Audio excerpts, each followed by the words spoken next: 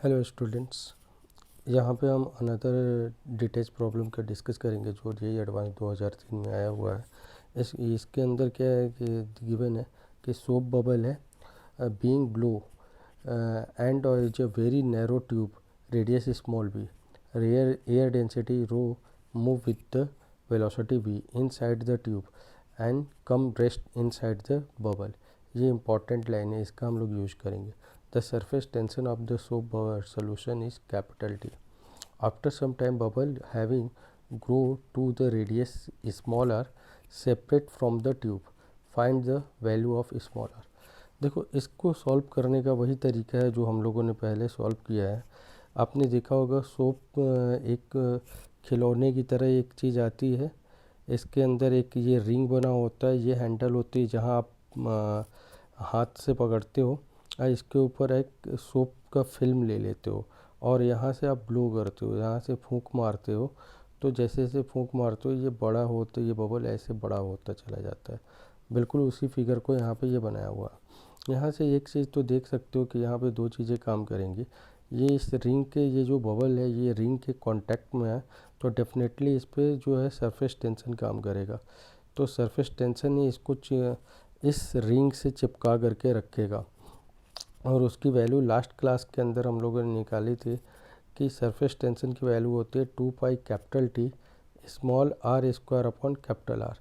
Small r क्या होता है, इसका रेडियस होता है, पर यहाँ पे इसने रेडियस को बी दे रखा है, तो मैं यहाँ पर आर की जगह पे बी ले लेता हूँ क्योंकि ये ट्यूब यहाँ पे इससे पहले ट्यूब है।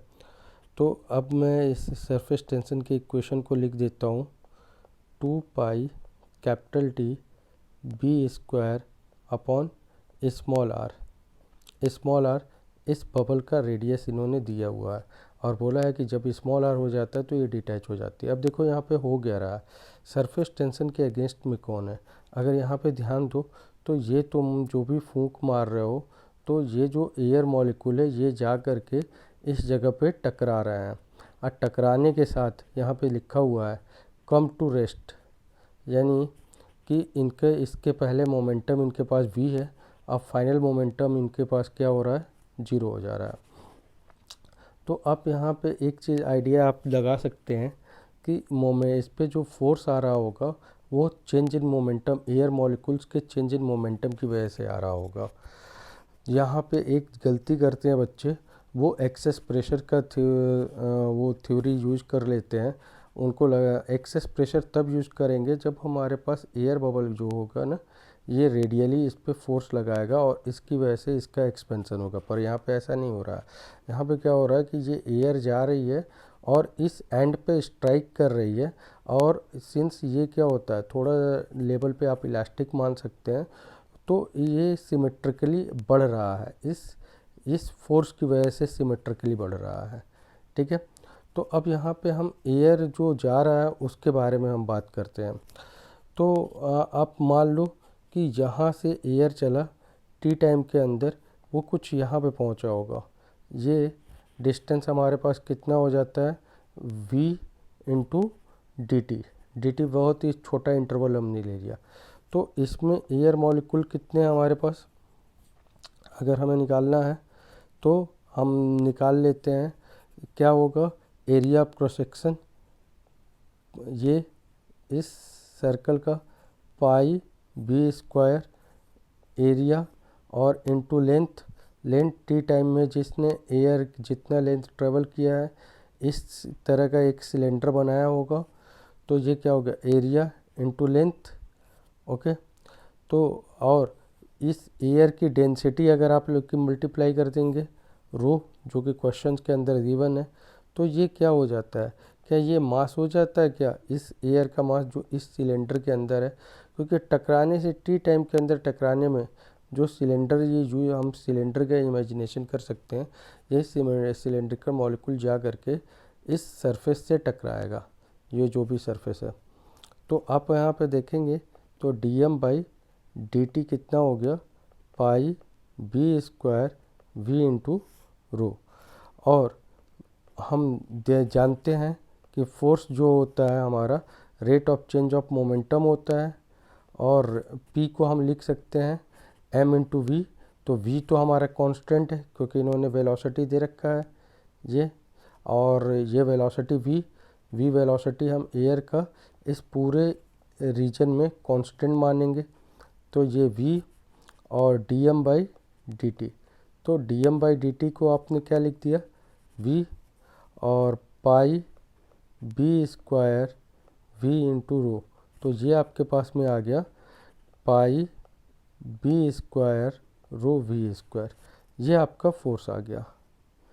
ये फोर्स अगर आप ध्यान से देखें तो ये फोर्स कांस्टेंट फोर्स हो गया, पाई कांस्टेंट है, बी भी कांस्टेंट है, क्योंकि बी क्या है इस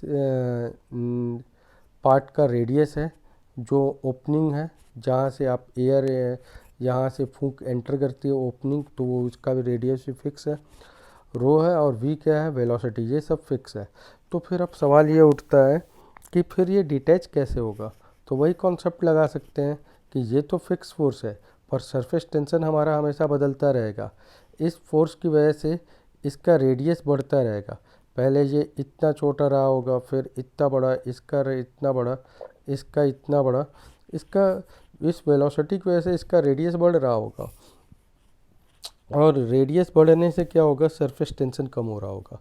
तो एक टाइम ऐसा आएगा कि जो सरफेस टेंशन है जस्ट क्या होगा कि इस मोमेंटम के फोर्स, इस फोर्स के जो मॉलिक्यूल इस सोप बबल के बॉर्डर पे जा कर के, इस बॉर्डर पे जा कर के टकरा रहे हैं, तो जो फोर्स क्रिएट कर रहे हैं उसके बराबर हो जाएगा, और उसकी वैल्यू कितनी है हमारे पास pi B square rho V square है।